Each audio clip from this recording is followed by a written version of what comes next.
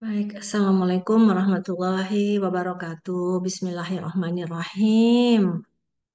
Eh, Alhamdulillahirrabbilalamin. Wassalatu wassalamu ala asrafil anbiya wal mursalin wa ala alihi wa ashabihi ajmain amma ba'du. Selamat datang semuanya kepada sahabat-sahabat, kepada Ustadz Aib juga. Semoga semua dalam keadaan sehat walafiat. Buat yang teman-teman yang mungkin udaranya nggak bagus ya kemarin sempat kena banjir, insya Allah ya bisa lancar lagi semuanya.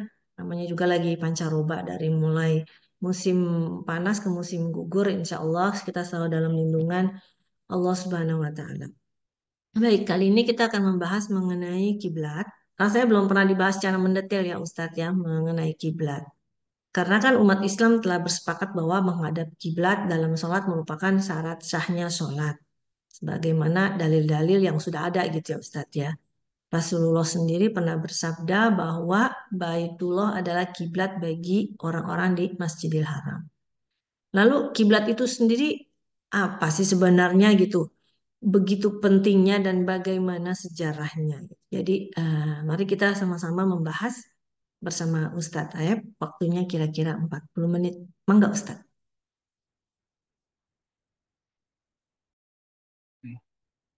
Mangano deh. Bismillahirrahmanirrahim. Assalamualaikum warahmatullahi wabarakatuh. Alhamdulillahi rabbil alamin. Assalatu wassalamu ala sayyidina Muhammadin wa ala alihi wa sahbihi ajma'in. Raditu billahi rabba wa bil islami dina wa bi Muhammadin nabiyya wa rasula. Subhanaka la ilma lana illa ma 'allamtana innaka antal alimul hakim.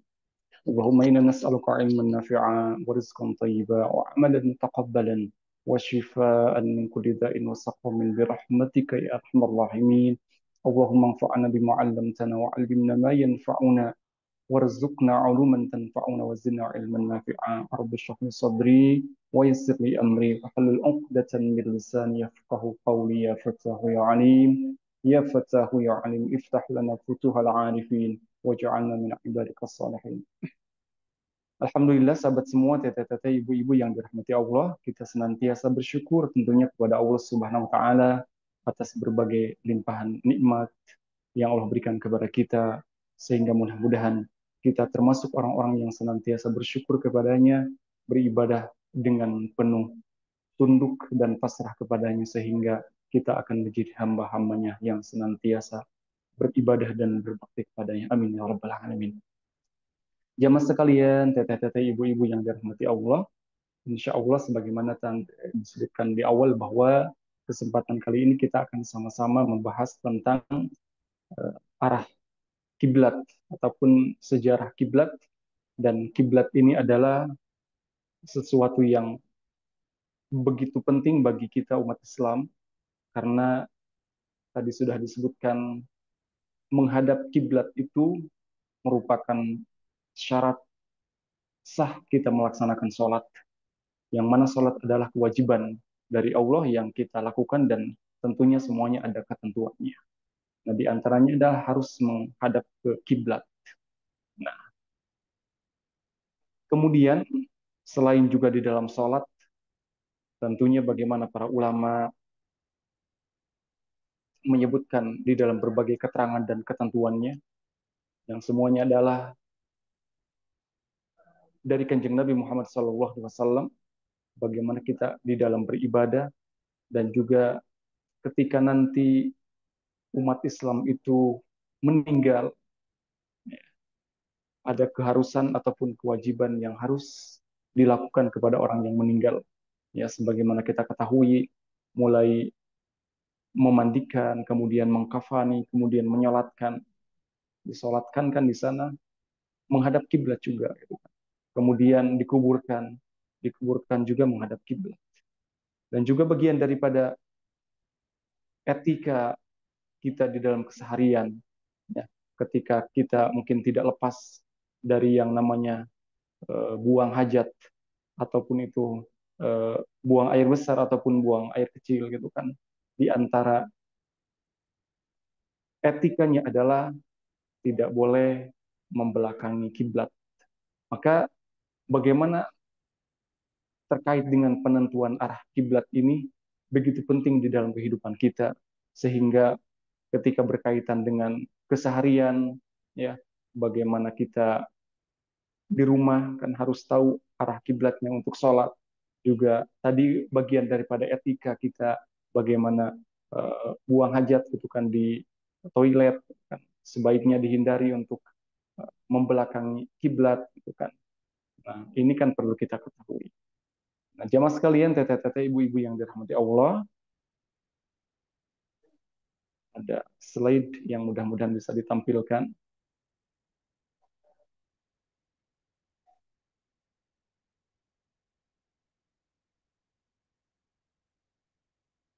sambil dicari sejarah arah kiblat. Ya. Baik, Bismillah. Sebagaimana yang kita ketahui sejarah arah kiblat umat Islam, ya,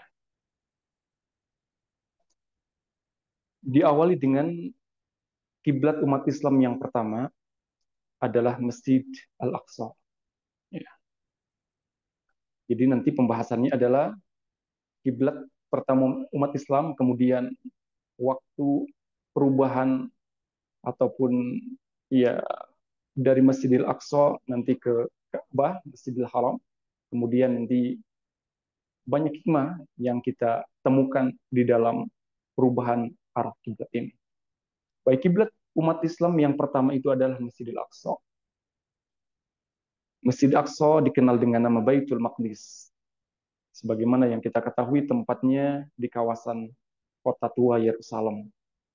Ya, yang sekarang Palestina dan Israel konflik berkepanjangan di sana, maka ini sejarah penting bagi kita umat Islam karena Masjid Al-Aqsa adalah kiblat pertama bagi umat Islam.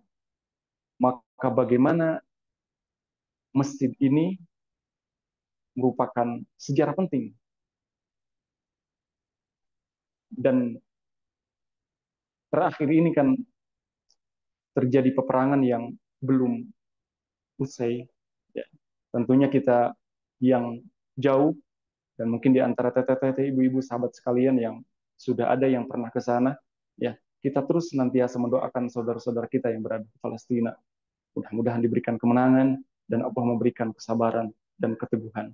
Karena memang Masjid Al-Aqsa adalah kiblat pertama umat Islam. Ya, di sini banyak sejarah yang terletak di kota tua Yerusalem. Kemudian bagaimana Masjidil Aqsa ini dan Masjidil Haram disebutkan di dalam Al-Quran karena berkaitan dengan baginda Rasul Muhammad SAW pada tahun-tahun kesedihan ataupun disebut dengan Amul Huzni itu Allah perjalankan dan Allah naikkan Isra dan Mi'raj itu kita kenal yang disebutkan di dalam Al-Quran surat Al-Isra. Sebagaimana namanya kan Al-Isra adalah perjalanan. Ataupun surat itu disebut juga dengan Bani Israel. Bagaimana ada kisah-kisah Bani Israel di sana. Jadi surat itu ada dua nama. Sebelum melaksanakan sholat Mi'raj, baginda Rasul Muhammad SAW pernah melaksanakan sholat sunnah di Masjid Al-Aqsa. Ya. Jadi perjalanan Isra dari Makkah ke Palestina, jadi Masjidil Haram, ila Masjidil Aqsa, ya, yang terletak di Palestina. Rasul sebelum Mi'raj naik itu kan melaksanakan sholat di Masjidil Aqsa. Kemudian singkat cerita bahwa di Madinah setelah kurang lebih 16, dalam riwayat lain disebutkan sampai 17 bulan berada di Madinah itu, Rasul dan para sahabatnya menghadap di dalam sholat kiblatnya ke Masjidil Aqsa. Nah, kemudian turunlah perintah untuk memindahkan arah kiblat tersebut ke Baitullah ataupun dikenal dengan Ka'bah di kota Makkah. Maka kita kenal di dalam sejarah itu ada yang namanya Masjid Kiblatain. Ya, jadi kiblat itu kan arah, ya, ataupun yang dituju. Ya. Jadi mungkin sahabat semua, teteh-teteh, ibu-ibu, ada yang pernah berziarah berkunjung ke sana, Masjid Kiblatain yang terletak di Madinah. Masjid ini bersejarah, ya, disebut Kiblatain karena di masjid itu baginda Rasul dengan para sahabat dulu ketika menerima perintah untuk mengalihkan arah kiblat, ya, di dalam sejarah itu disebutkan sedang melaksanakan sholat zuhur. Jadi Masjid Kiblatain yang terletak di Kuba, ya, tepatnya di atas sebuah bukit kecil di sebelah utara Rah Wabrah di Madinah, ya. Dan dahulu masjid ini dikenal dengan Bani Salamah. Kenapa disebut Bani Salamah? Karena dibangun di atas bekas rumah Bani Salamah. Maka disebut ataupun dikenal dengan Bani Salamah. Dan sekarang juga dikenal dengan Masjid Kiblatain, ya. Kurang lebih sekitar 7 kilometer dari Masjid Nabawi. Nah, tadi sekitar 16 atau 17 bulan, berarti 1 tahun lebih, baginda Rasul dengan kaum muslimin kiblatnya itu ke Masjidil Aqsa. Kemudian bulan Rajab pada 2 Hijriyah, berarti tahun kedua dari Hijrah. Ya, kalau 17 bulan berarti 1 tahun lebih 5 bulan. Ya, 1 tahun lebih 5 bulan. Makanya tahun kedua Hijriyah. Baginda Rasul Muhammad SAW sholat zuhur di Masjid Bani Salamah tadi. Beliau yang mengimami para jamaah, para sahabat, dan jamaah yang hadir ketika itu.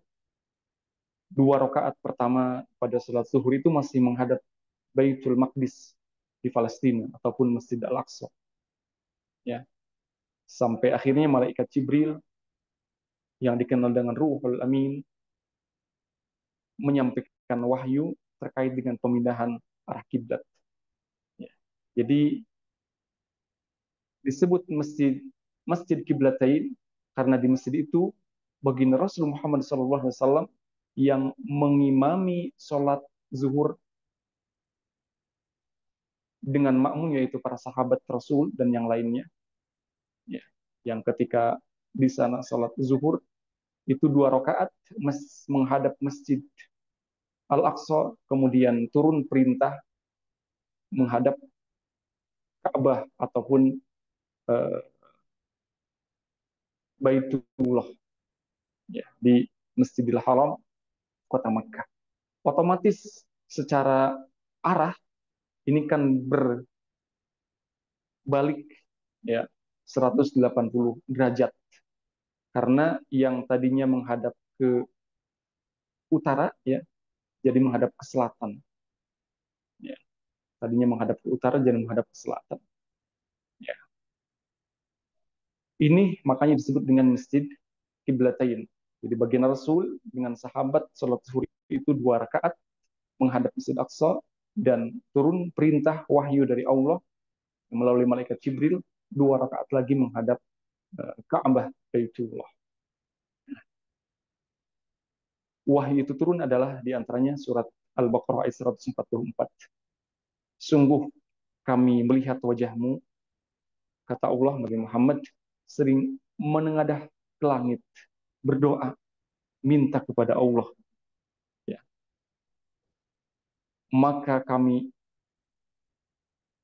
pasti akan palingkan engkau ke kiblat yang engkau sukai. Qad nara taqalluba wajhika fis sama falanuwalliyannaka qiblatan tarlaha. Ya. Rasul menginginkan kiblatnya itu ke Baitullah. Maka fawalli wajhaka syatral masjidil haram. Hadapkanlah wajahmu ke arah Masjidil Haram. Ya. Wa haitsuma kuntum fawallu wujuhakum syatr. Dimanapun kamu sekalian berada, hadapkanlah wajahmu ke arah itu. Sungguhnya orang yang diberi kitab benar-benar mengetahui bahwa pemindahan kiblat ke Masjidil Haram itu adalah kebenaran dari Tuhan. Allah tidak lengah terhadap apa yang mereka kerjakan. Ya, wahai summa kuntum fawallu wujuhakum syatrah. Wa innal ladzina utul kitaba la ya'lamuna annahu al-haqqu min rabbihim wa ma Allahu bighafilin amma ya'malun. Jadi ketika tadi baginda Rasul dengan para sahabat sedang melaksanakan sholat zuhur, turunlah perintah wahyu ini, surat Al-Baqarah 144, yang di dalamnya adalah disuruh menghadapkan wajah ataupun berkiblat fawalli wajhaka syatral masjidil haram. Ya. Yang menjadi ukuran menghadap itu adalah di dalam sholat, wajah dan dada kita menghadap. Ya. Nah, kemudian terkait dengan arah kiblat ini, ya, kalau di hadapan Ka'bah, kan, mustaqbil Ka'bah, kemudian tentunya kita yang jauh dari Ka'bah ketika sholat mustaqbilal kiblah, menghadap kiblat. Maka ketika yang ada di sekeliling Masjidil Haram, ya, kemudian makin agak jauh, dan tentunya ketika makin jauh, makin besar kemungkinannya untuk tidak lebih pas ke Ka'bah. Maka bisa itu menghadapnya ketika sholat, ya, di masjid-masjid selain Masjid Haram Makkah yang dihadapkannya itu adalah menghadapnya ke, ya, ke masjidnya, karena Ka'bah kan makin jauh kita dari Ka'bah ya makin kecil. Nah, kemudian yang makin jauh seperti di Indonesia mustaqbilal kiblah, ya, mudah-mudahan sih bisa pas ke Ka'bahnya. Kalaupun tidak, ya sekitar berapa derajat ke masjid itu gitu kan. Ya, makanya memang Ka'bah ini adalah pusat bumi dan secara perhitungan memang berada di tengah, maka tempat di bumi ini yang tidak pernah sepi ya di sekitar Ka'bah. Ya, orang melakukan ibadah, tawaf dan yang lainnya. Nah, maka ada perhitungan memang secara perhitungan astronomi, setiap 1 tahun 2 kali itu ya, ada penentuan arah kiblat, karena di waktu itu pas, kalau di Mekah itu kan tanggal 28 Mei sekitar pukul 12:18. Kalau di Indonesia mungkin sekitar pukul 16 lewat. Nah, ataupun di bulan Juli tanggal 16 jam 12:27, ataupun bertepatan dengan 16:27. Bedanya kan 5 jam. Nah, waktu itu untuk menentukan ataupun posisi kiblat, ya. Karena setiap di waktu itu berbarengan dengan bagaimana letak strategis tengah bumi ataupun bisa menentukan arah kiblat. Nah, kemudian arah kiblat itu, jamaah sekalian, teteh-teteh, ibu-ibu yang dirahmati Allah, merupakan petunjuk dari Allah. Karena memang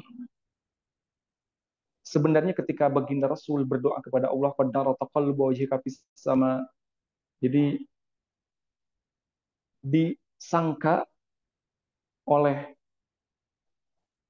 orang-orang Yahudi itu, umat Islam, ya Kanjeng Nabi tidak punya pendirian ataupun tidak punya arah. Ya. Maka mereka menganggap dan mencemooh yang mereka tuju sama dengan mereka, yaitu Masjid Aqsa. Maka tentunya menjawab itu semua, ya Allah Subhanahu Wa Taala menurunkan perintah melalui malaikat Jibril untuk menghadap kiblat itu ke Ka'bah ataupun ke Baitullah, Masjidil Haram. Nah, maka arah kiblat ini adalah petunjuk dari Allah. Kita bisa menelaah bagaimana dalam surat Al-Baqarah ayat 143 ini, demikianlah kami telah menjadikan, kata Allah, kamu itu adalah umat Islam yang pertengahan. Kita adalah waja'alakum ummatan wasatan. Ya, umat yang moderat, yang pertengahan. Ya, bagaimana kita hidup di dunia, ini tujuannya adalah akhirat. Tetapi jangan sampai melupakan dunia. Karena dunia adalah sebagai wasilah tempat kita diam. Tujuan kita akhirat, tetapi dunia menjadi tempat kita sementara, dan itu harus dijadikan wasilah kita sampai ke akhirat. Makanya di dalam Al-Quran disebutkan, wabtaghi fima ataqallahu daral akhirah. Tujuan kita akhirat, tetapi wala tansa nasibaka minad dunia.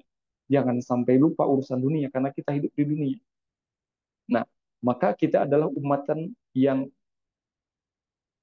moderat, yang wasaton, pertengahan, ya, tujuan akhirat, tetapi tidak melupakan dunia.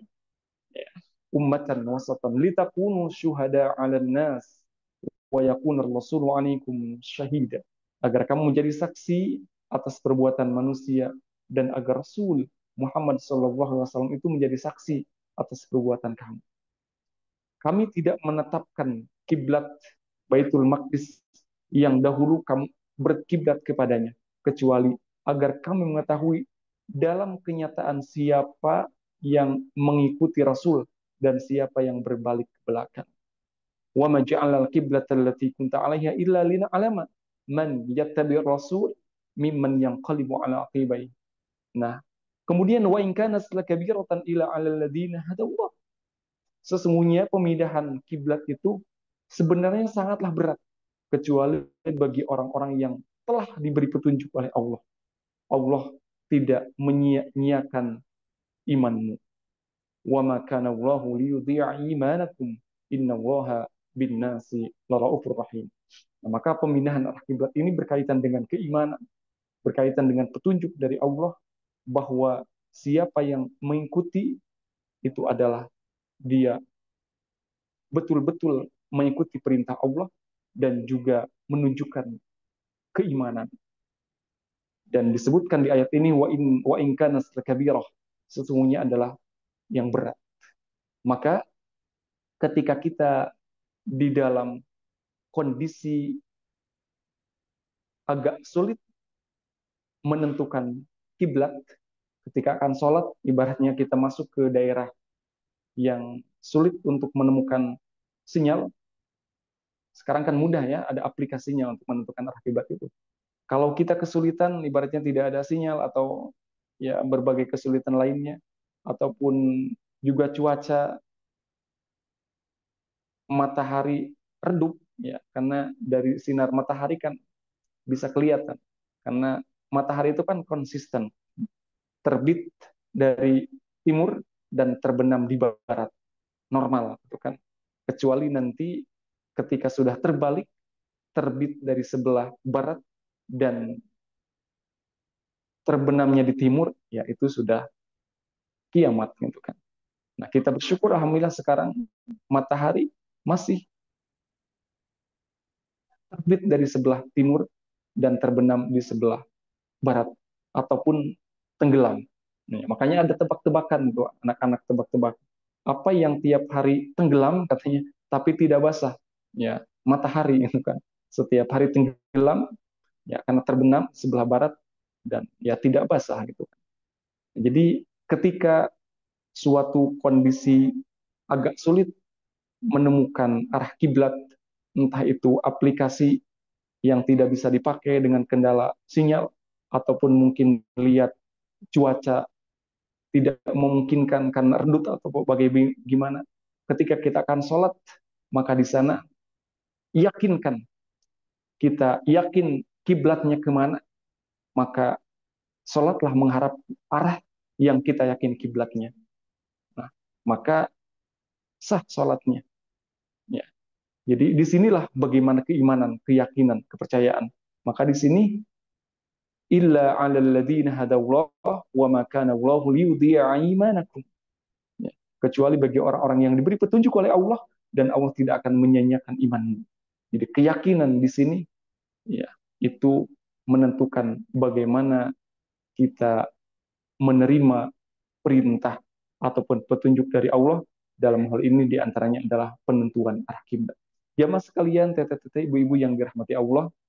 Kemudian terakhir, bagaimana Ka'bah itu merupakan tempat ibadah umat Islam. Bangunan Ka'bah, ya.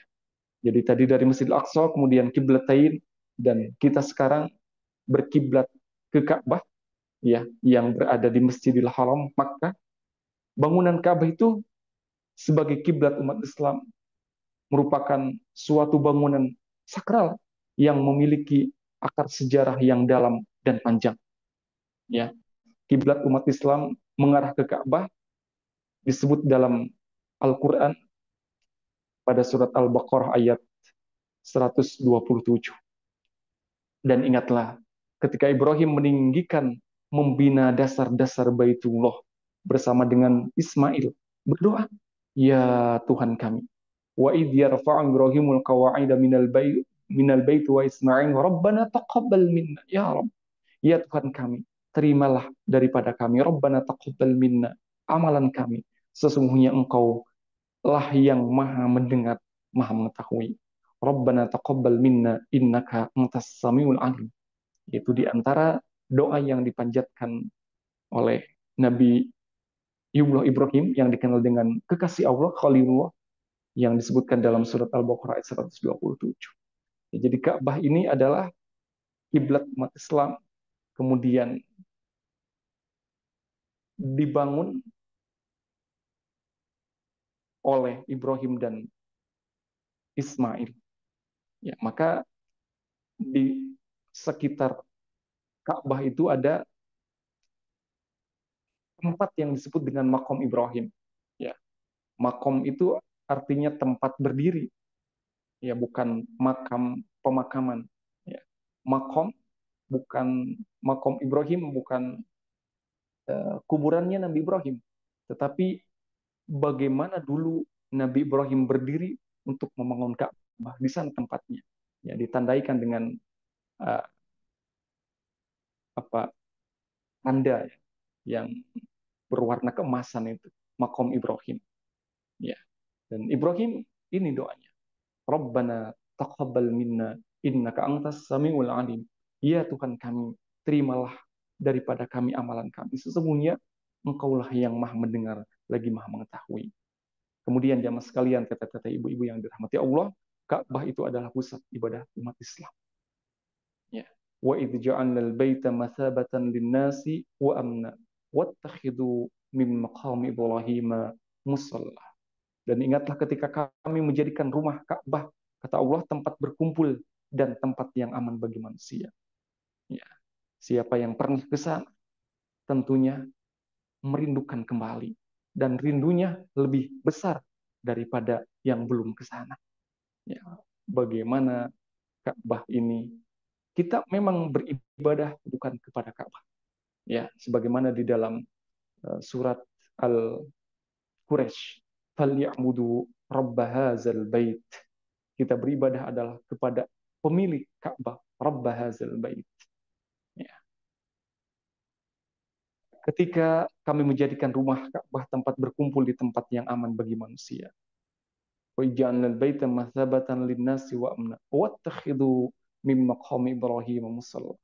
Dan jadikanlah makom Ibrahim itu tempat sholat.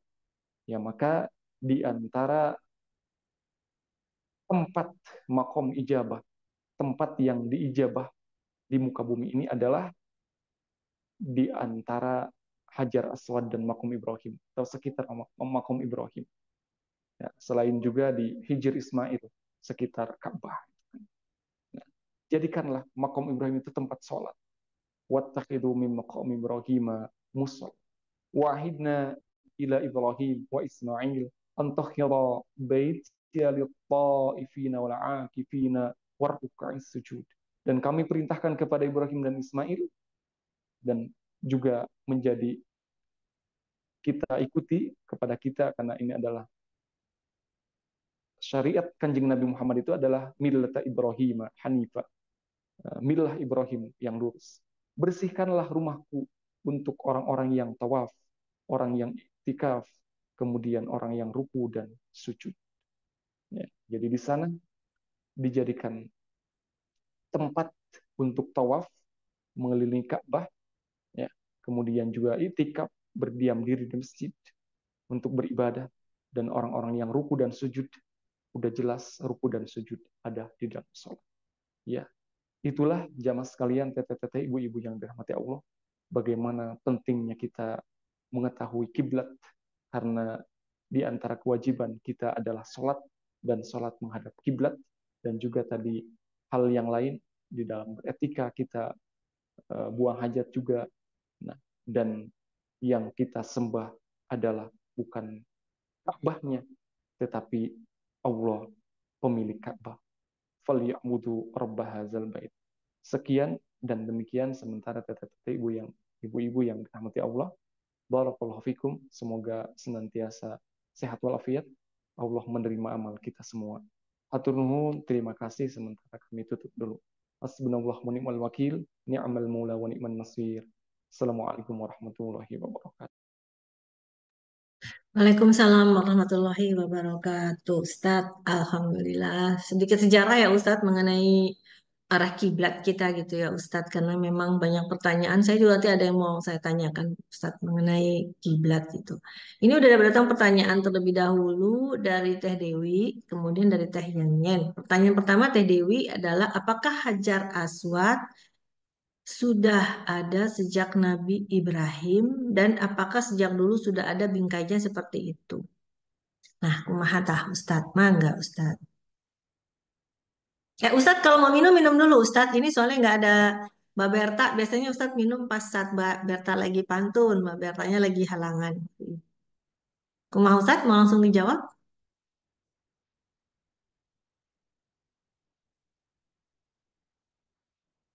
Masih mute.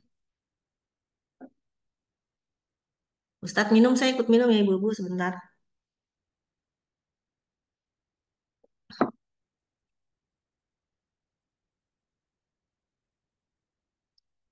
Ustad minum. Jangan-jangan Ustad makan juga ini.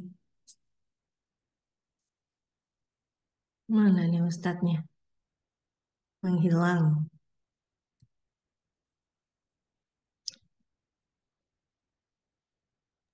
Baik teh, terima Nah, kasih. Agak mangga. lama minumnya. Iya. Sambil makan ya Ustad. Kolak.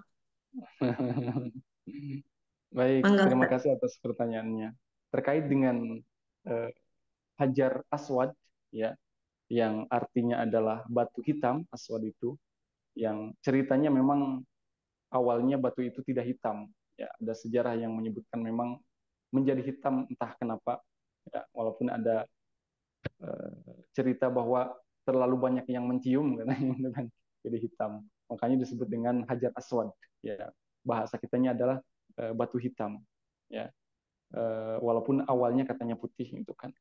Ya, kalau berdasarkan sejarah yang saya tahu, memang batu itu ada sejak Nabi Ibrahim dan Ismail. Ya, jadi Ibrahim eh, meminta kepada Ismail untuk meletakkan batu, kan? Ya, yang memang Hajar Aswad itu adalah batu dari surga. Tetapi tentunya kita tidak sampai berpikir bagaimana batu itu dari surga, bagaimana caranya, siapa yang membawanya. Memang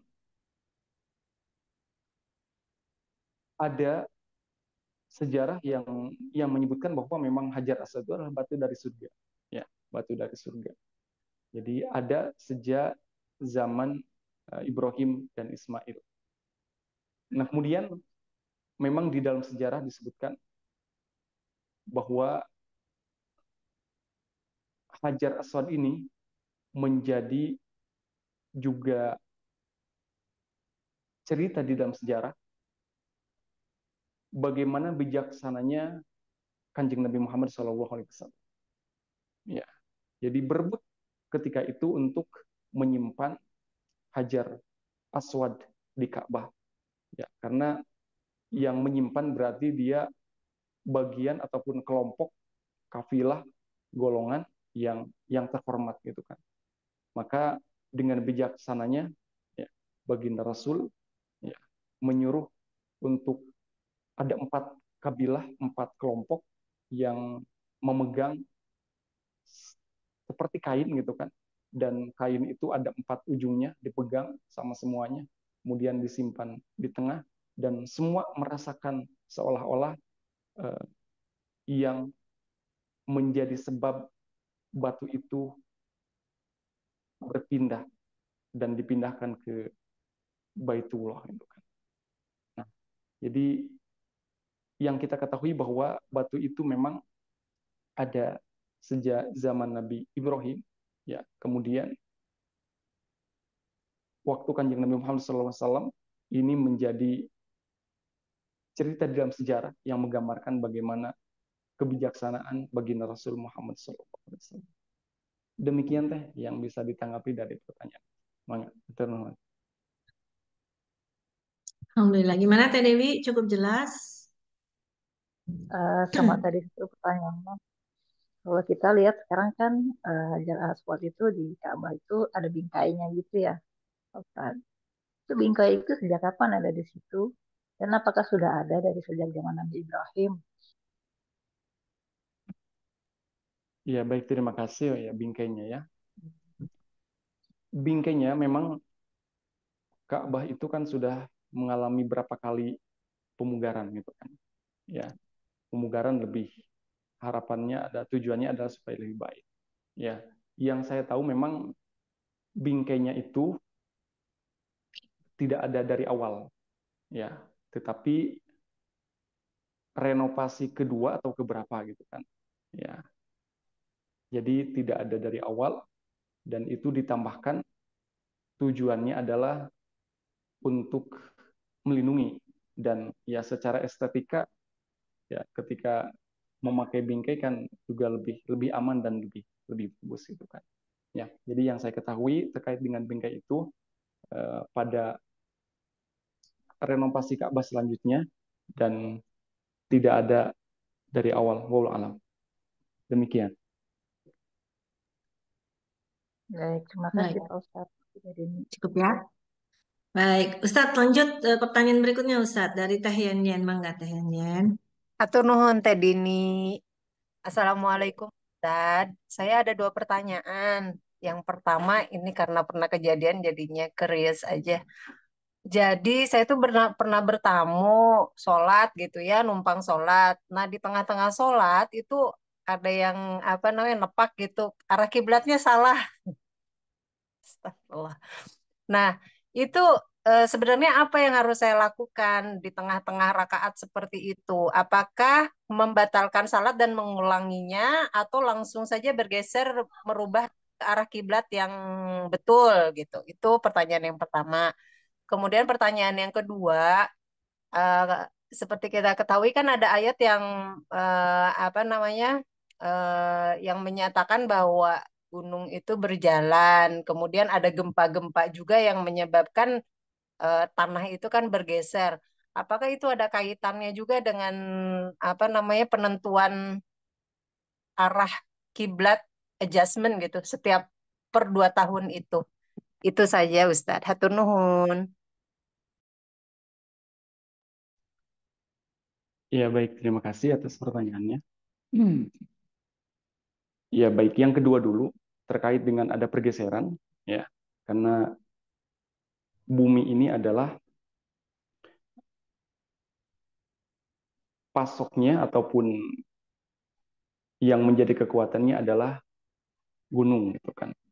Dan gunung itu memang disebutkan di dalam Al-Qur'an wal jibal arsaha. Ya memang berjalan ya. Cuma tidak kita sadari mungkin itu kan karena besarnya gitu kan. Nah, karena memang di dunia ini kan berputar ya gitu kan. Ya, di antara hikmahnya adalah bagaimana ketika dunia ini berputar dan tentunya sekarang saja ketika kita sedang berlangsung Zoom ini kan berbeda waktu beberapa jam. Ya. Otomatis ketika berbeda waktu beberapa jam, ya, ada yang di antara yang satu dengan yang lainnya, ada yang 3 jam, ada yang 4 jam, ada yang 5 jam, dan ada yang lebih gitu kan. Otomatis berarti waktu sholat pun berbeda. Ya, maka hikmahnya adalah bagaimana nama Allah ya ketika sholat itu kan ada sebelumnya ada azan, memandangkan azan, ada kalimat Allah, kemudian ya yang lainnya gitu dalam azan. Kemudian begitu pun dalam sholat. Ketika dengan perputaran ini, maka dipastikan setiap saat nama Allah itu disebut dan diagungkan. Ya, hikmah daripada adanya perputaran kemudian berbeda di dalam waktu sholat. Ya, terkait dengan pergeseran tadi, ya maka waktu tadi yang disebutkan ya sekitar bulan Juli ataupun bulan Mei, ya kita bisa menentukan waktu tepatnya itu arah kiblat karena berbarengan dengan berdasarkan perhitungan astronomi yang akurat ya di waktu itu gitu kan setiap tahunnya dua waktu itu di bulan Juli dan bulan Mei gitu kan ya kita pun di sini ada kalanya eh, apa mengukur ataupun ya mengakuratkan itu gitu kan ya mengakuratkan itu dan ya ada kalanya tepat ya ada kalanya bergeser sedikit tapi juga karena memang tadi kondisi kita yang jauh dari Ka'bah ya jadi ya semakin jauh kita posisinya ya semakin apa tidak begitu tepat sebenarnya ke Ka'bahnya karena memang memang kecil gitu kan ya besar ketika di sana berapa meter ketika sudah jauh berjaraknya berbeda negara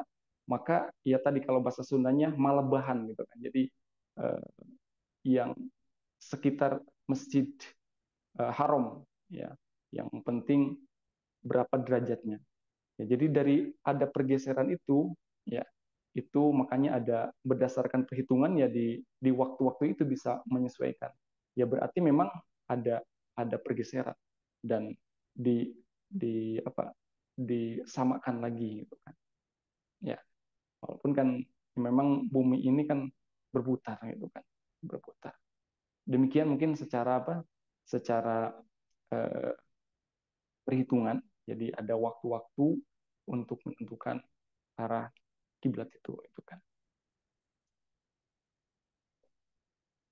Nah, kemudian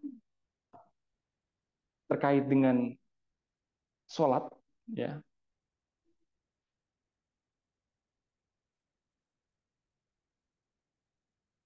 Sholat di antara syaratnya adalah harus menghadap kiblat ya. Harus menghadap kiblat. Maka tadi ketika apa? Ketika kita mengetahui kiblatnya alhamdulillah. Ketika tidak mengetahui tanyakan sama yang mengetahui ya. Ketika tidak ada yang ditanyakan kondisinya dan kita tidak tahu, maka kita meyakini ke arah mana gitu kan. Ke arah mana kita kita meyakini itu kiblat, maka kita menghadap ke sana. Karena memang sholat yang tidak menghadap kiblat dan kita mengetahui arah kiblatnya itu tidak sah, gitu kan. Nah, bagaimana ketika apa? Ketika kita sholat, kemudian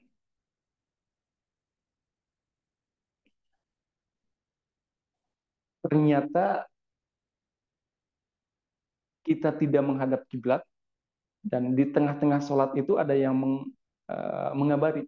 Ya berarti kondisinya sama seperti tadi Rasul dengan para sahabat gitu kan. Ya, memindahkan itu. Nah, dalam hal ini yang kami ketahui memang ada dua pendapat.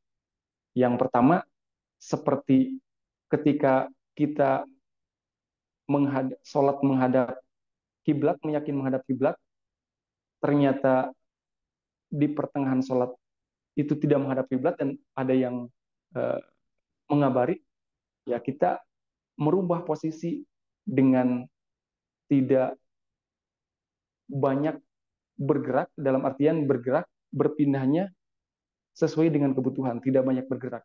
Ya, dalam artian geraknya tidak terlalu banyak gitu kan. Ya, ada gerakan memang ketika sholat itu kan kalau Imam Syafi'i tidak boleh lebih dari 3 kali. Ya, jadi mungkin kalau sampai berputar ya sekali-sekali gitu kan berputar. Nah, ada juga pendapat bahwa karena memang ketika sudah mengetahui arah kiblat yang betul dengan dikabari, berarti kan sholat yang dilakukan itu tidak menghadap kiblat, berarti ya dibatalkan sholatnya kemudian sholat lagi. Dan itu memang lebih lebih meyakini kita gitu kan, lebih yakin karena memang ketika sudah mengetahui ya sholat dari awal, ya sholat dari awal dengan yakin menghadap kiblat sebagaimana yang dikabari sama orang yang mengetahui arah kiblat. Ya, makanya kalau di beberapa musola di Indonesia kan alhamdulillah sudah ada itunya, ada tandanya arah kiblat, ataupun mungkin di ketika pergi ke mana, ke tempat, ke hotel-hotel gitu kan biasanya ada. Ya, jadi pada dasarnya itu kita mengetahui, kalau tidak mengetahui tanya sama yang mengetahui, kalau tidak memungkinkan tahu gitu kan, seperti tadi ibaratnya aplikasinya sulit ya, dijangkau ataupun cuaca gitu. Ya udah yang kita yakini yaitu sesuai dengan surat Al-Baqarah ayat 115. Walillahil masyriq wal maghrib fa aynama tuwallu fathamma wajhu. Ya. Jadi milik Allah lah masyrik dan maghrib, timur dan barat. Ya, fa aynama tuwallu, kemanapun kau menghadap, fathamma wajhullah, yang menghadap kepada Allah gitu kan. Nah, tapi tadi kalau ada yang mengabari ketika eh, sedang berlangsung sholat, ya itu yang kita ketahui sekali lagi ada dua pendapat. Jadi bisa berubah ataupun berarah kepada arah kiblat yang dikabari, ataupun dibatalkan kemudian sholat lagi dari awal. Demikian wallahu a'lam.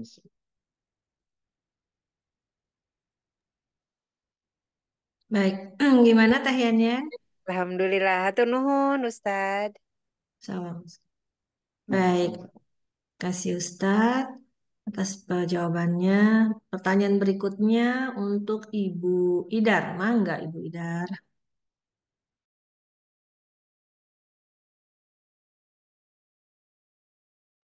Ibu Idar suaranya masih di mute. Ya. Assalamualaikum warahmatullahi wabarakatuh, Ustadz dan Teh Dini. Waalaikumsalam. Waalaikumsalam. Pertanyaan saya, maaf Ustadz, agak bergeser sedikit dari kiblat ke Madinah. Saya ingin bertanya, apakah sholat di Ar-Raudah itu pahalanya lebih besar daripada sholat di bagian lain di Masjid Nabawi, Ustadz? Apakah ada dalilnya, Ustadz? Terima kasih.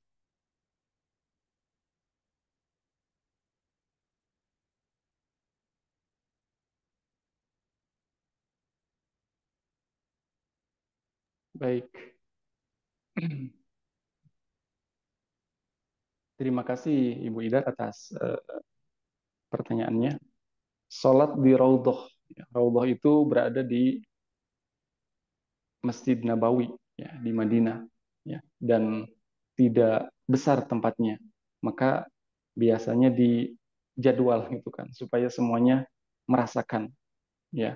Raudhah merupakan tempat yang istimewa dan mulia dicintai oleh Allah. Bagaimana Kanjeng Nabi senantiasa beribadah ya, beribadah, sholat, berdoa dan yang lainnya di sana. raudhah. Raudhah itu artinya taman, ya. Ya. Mendapatkan ganjaran pahala yang besar siapa yang di sana gitu kan. Ya, karena raudhah itu disebutkan taman, taman dari surga gitu kan. Taman dari surga, tempat yang mirip dengan taman-taman surga, ya. Jadi kalau hadis secara jelasnya, ya, nanti mungkin bisa dicari, ya. Tapi secara inti daripada berbagai keterangan hadis yang saya ketahui, bahwa di sana ketika kita beribadah berbeda dengan tempat yang lainnya, karena Raudhah itu merupakan taman dari taman-taman surga, dan baginda Rasul mencontohkan sering beribadah di sana. Jadi tempatnya istimewa gitu kan. Ya, sebagaimana ada tempat yang istimewa, ya, makom ijabah, ya. Kemudian ada waktu-waktu ijabah. Kalau waktu ijabah kan dimanapun ada kita punya waktu. Nah, kalau makom ijabah kan hanya tempat tertentu. Ya, di antaranya tadi di Makkah itu di sekitar Ka'bah. Kemudian kalau ibadah yang istimewa di Madinah, ya di Masjid Nabawi, ya di Raudhah. Ya, mudah-mudahan Allah memberikan kesempatan. Kalaupun tidak, karena memang berdesakan, ya tidak boleh berkecil hati itu kan. Ya, jadi itu adalah tempat yang istimewa ketika kita bisa beribadah di sana. Alhamdulillah. Ya, kalaupun tidak, ya terus. Tapi sekarang kan dijadwal gitu kan. Jadi supaya semuanya merasakan bagaimana beribadah di tempat yang dirindukan. Demikian mungkin yang bisa ditanggapi, Bunda. Ya, tapi Mangga. walaupun sudah diatur, tetap saja berdesakan, Ustadz. Sehingga saya kadang merasa mungkin susah untuk khusyuk kalau dari kiri kanan didesak begitu, Ustadz. Jadi kalau Iya, kalau iya. misalnya pahalanya lebih besar, ya kita usahakan. Kalau tidak, ya sholat di tempat lain, tapi masih di dalam Masjid Nabawi begitu, Ustadz. Terima kasih. Iya, baik, terima kasih. Iya, betul, memang tempat itu memiliki keistimewaan sama dengan mengecup Hajar Aswad. Ya, itu kan berdesakan, ya. Dan yang lebih dipentingkan adalah ya kenyamanan gitu kan. Ya, ketika semuanya menuju ke sana, ya tentunya akan berdesakan, dan yang dikhawatirkan memang menyakiti orang lain. Nah, ini yang sudah menjadi tidak baiknya gitu kan. Ya. Karena ketika ibadah haji dan umroh itu, ya, fala rafatha wala fusuqa wala jidala fil hajj. Ya, kita harus bisa menjaga diri, menjaga emosi. Ya, fala rafath wala fusuq wala jidala fil hajj. Ya, jadi tidak boleh mengatakan kata-kata yang tidak baik, dan kalau ketika berdesakan kita tidak itu menjadi apa? Menjadi sebab kita tidak terkontrol emosinya, ya, dengan sampai mengatakan, ya, sampai ropas, wala busuk, ataupun berbuat fasikan, ataupun sampai uh, berbantah-bantahan, wala jidal fil haji itu kan. Ya, jadi itu lebih diutamakan memang. Ya, maka pada dasarnya, ya kan, memang raudhah itu kan ya kecil, hanya berapa meter gitu kan. Ya betul, walaupun sudah dijadwal, karena memang yang masuk itu manusianya ataupun jumlahnya lebih lebih banyak, memang ya kenyamanan ataupun tidak menyakiti orang lain, saya sepakat itu lebih diutamakan itu kan. Ya, lebih diutamakan. Jadi karena sholat di Masjidil Haram dan Masjid Nabawi itu kan pahalanya lebih baik ataupun lebih besar, ya, dibandingkan dengan di masjid selain itu kan. Ya, demikian, Widar. Jadi itu yang saya garis bawahi juga ketika ibadah haji dan umrah. Fala rafatha wala fusuqa wala jidala fil haji. Kita menghindari itu semua, dan kenyamanan tentunya yang kita utamakan itu kan. Maka kalau dari berdesakan itu malah menyakiti orang lain ataupun yang membuat kita tidak terkontrol emosi, ya mungkin lebih baik ya di tempat lain juga, ya maksudnya sekitar masjid itu gitu kan. Dan ketika masih di masjid itu memiliki keistimewaan dibandingkan dengan masjid selain Masjid Nabawi dan Masjid Haram di Makkah. Allah alam. Sedikit lagi Ustaz. Karena ini Mangga, dibagi silakan. bergiliran gitu. Bagaimana kalau giliran kita jatuh pada saat sholat diharamkan, Ustaz? Apakah kita tetap melaksanakan sholat? Misalnya kan ada waktu-waktu yang dilarang sholat sunnah, Ustaz. Dan kalau giliran kita jatuh pada waktu itu, apakah kita tetap sholat, Ustaz? Terima kasih. Iya, terima kasih. Kalau giliran kita itu kan yang mengatur manusia ya, askar yang mengaturnya gitu kan. Pas giliran ternyata waktu diharamkan sholat sunat ataupun kalau ya ba'da subuh ya, tidak ada sholat sunat ataupun ba'da asar gitu kan. Ya di sana kalau sholat sunat itu kan bisa sunnah namanya juga. Ya. Bisa diniatkan sholat sunnahnya, sholat sunat, tahiyatul masjid, jadi menghormat masjid. Ya, kalaupun tidak sholat sunat, ya berdoa di sana gitu kan. Ya, jadi kalau sholat sunat ada juga sholat sunat mutlak gitu kan. Ya, jadi kita perbanyak sholat sunat.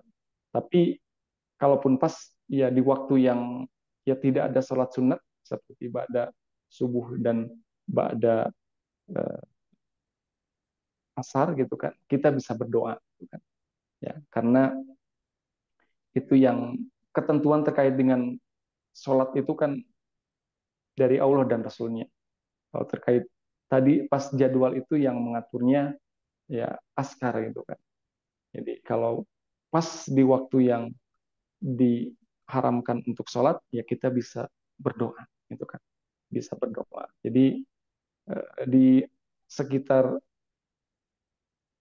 Ka'bah juga kan tadi di dalam surat Al-Baqarah itu bukan cuma sholat beribadahnya, tawaf, kemudian juga uh, iktikaf, kemudian juga berdoa. Iktikaf itu kan berdiam, gitu kan? Ya, jadi bisa kita berdoa, perbanyak berdoa kepada Allah Subhanahu. Ya, demikian mengenai Jazakallah khairan, Ustaz. sami-sami.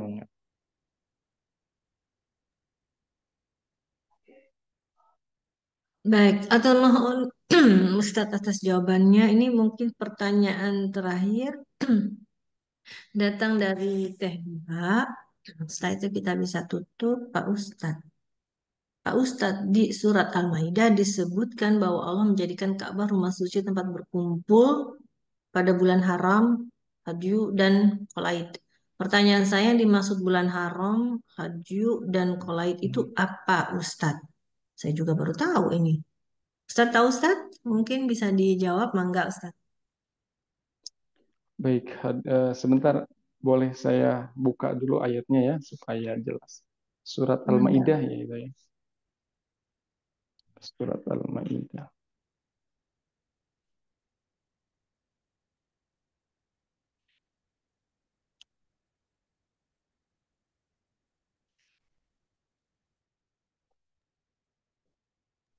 Ayat 97 Ustadz.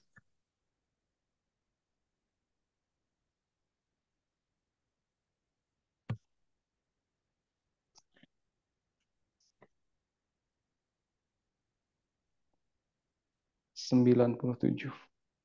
A'udzu billahi minasyaitonir rajim. Ja'alallahu al-Ka'batal baital harama qiyaman lin-nasi wasy-syahrul haram wal hajja wal qala'id. Dzalika lita'lamu anna Allaha ya'lamu ma fis samawati wa ma fil ard wa anna Allaha bikulli syai'in alim. Ya, 97. Allah telah menjadikan Ka'bah rumah suci, tempat manusia berkumpul. Ya, tempat manusia berkumpul tadi untuk mengerjakan amalan-amalan kebaikan. Gitu kan.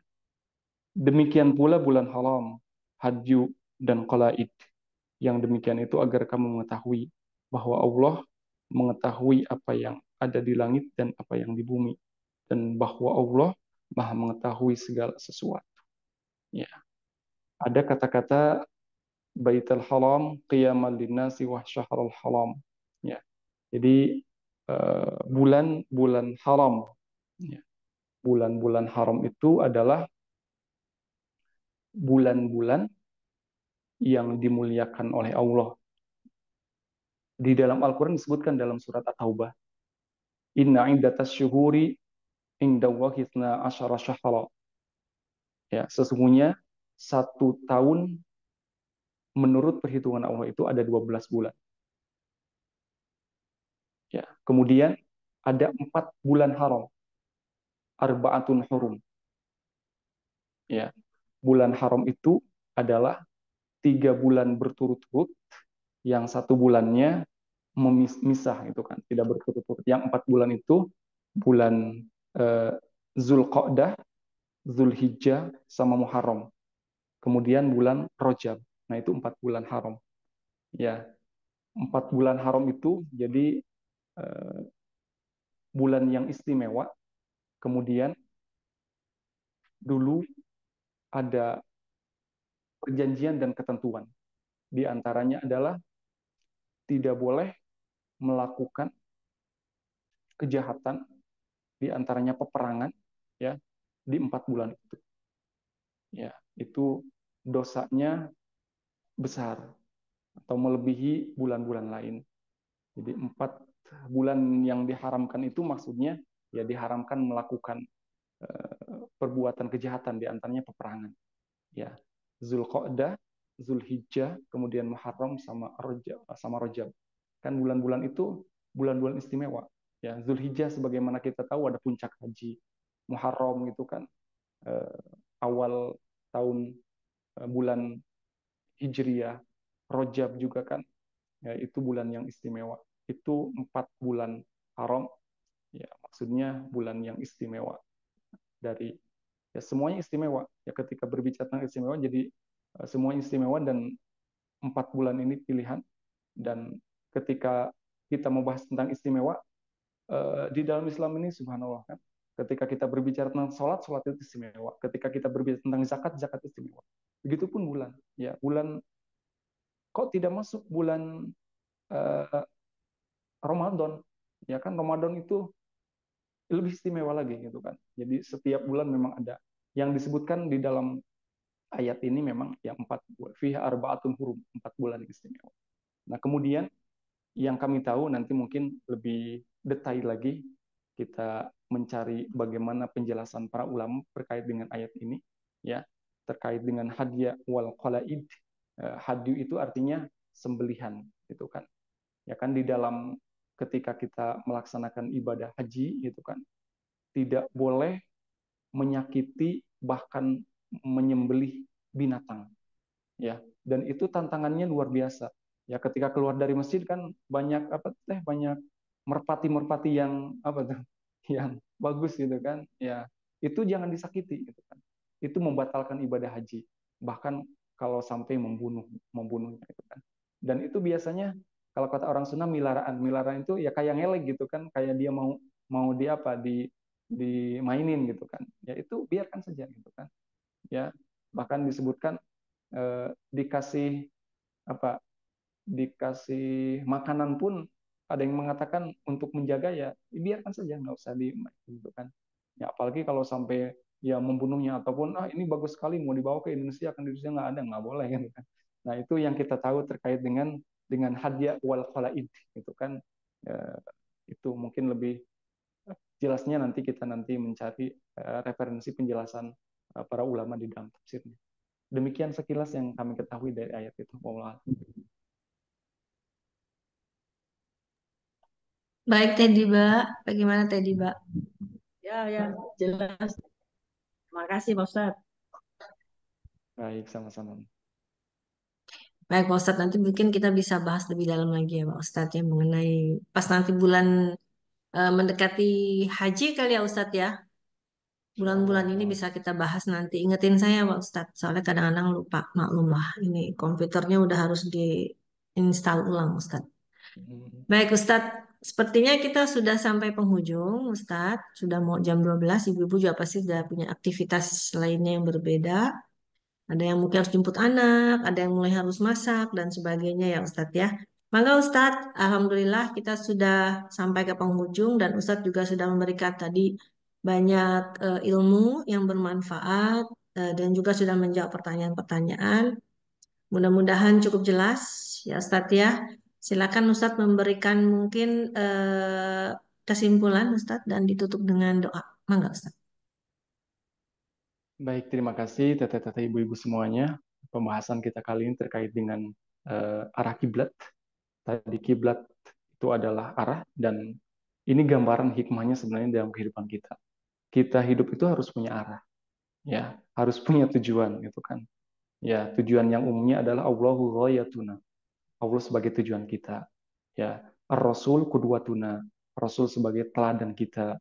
Kemudian Al-Qur'an eh, sebagai pedoman kita, ya. Kemudian kaum muslimin ikhwana sebagai saudara kita, ya. Wabil ka'bati ka'batuka, kiblat sebagai apa? Kita beribadah menghadap kiblat gitu kan. Jadi sekali lagi alhamdulillah atas pembahasan ini gambaran kepada kita bahwa kiblat itu kan arah tujuan. Ya, walaupun tadi kita bukan beribadah kepada Ka'bahnya, tetapi yang kita sembah adalah pemilik Ka'bah itu, gitu kan. Ya, hidup harus punya tujuan, ya, karena dengan tujuan kita akan semangat untuk meraih apa yang kita cita-citakan. Ya, kalau hidup tanpa tujuan itu nanti nggak akan sampai kemana itu kan. Ada kata orang Sunda itu naon ketika ditanya badai kemana mau kemana gitu kan ya nuturkan indung suku dengan indung suku itu apa ibu ibu jari kaki itu kan jadi nggak jelas tujuannya gitu kan. Nah jadi dari pembahasan ini sekali lagi gambaran kepada kita kiblat itu adalah arah tujuan hidup kita harus punya tujuan. Mudah-mudahan semua kita senantiasa berdoa Allah sampaikan ke Baitullah ya Allahumma rizukna ziyarata baitikal haram.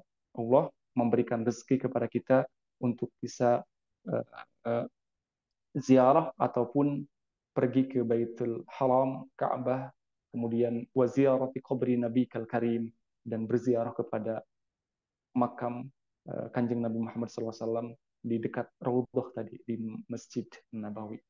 اللهم صل على حبيبنا وشفيعنا وضخلنا ومولانا محمد امين يا رب العالمين حمدا ناعما حمدا شاكرين حمدا يوفي نعمه ويكفي مزيدا يا ربنا لك الحمد ولك الشكر كما ينبغي لجلال وجهك يا عظيم سلطانك اللهم اهدنا واهد بنا واجعل سببا لمن اهتدى اللهم انصرنا وانصر المسلمين والمسلمات يا رب العالمين اللهم ارزقنا زيارة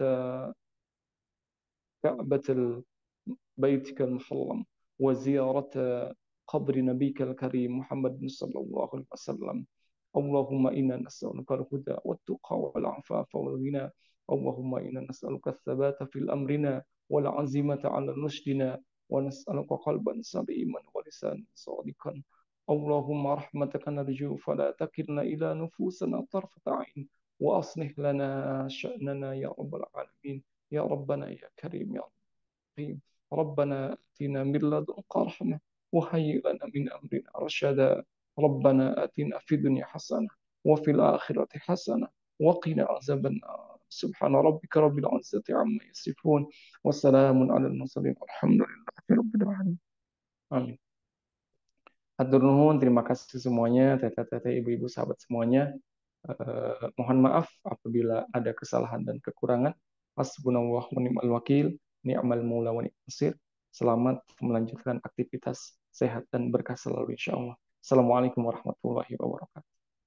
Waalaikumsalam warahmatullahi wabarakatuh. Amin amin ya robbal alamin. Untuk doanya tadi ya Ustadz ya. Insya Allah benar kata Ustadz tadi adanya kiblat itu sebagai arah tujuan ya Ustadz ya. Karena memang cuma agama Islam Ustadz yang mempunyai satu arah kiblat. Kalau kita beribadah ya Ustadz agama lain nggak ada yang punya Ustadz ya. Islam Iya, tuh memang luar biasa. Semua mau di seluruh dunia dimanapun berada arahnya hanya satu ya Ustadz ya yaitu kiblat. Dan itu cuma Islam yang ada seperti itu ya Ustadz ya. Benar-benar luar biasa. Dari situ aja sebenarnya sudah apa ya?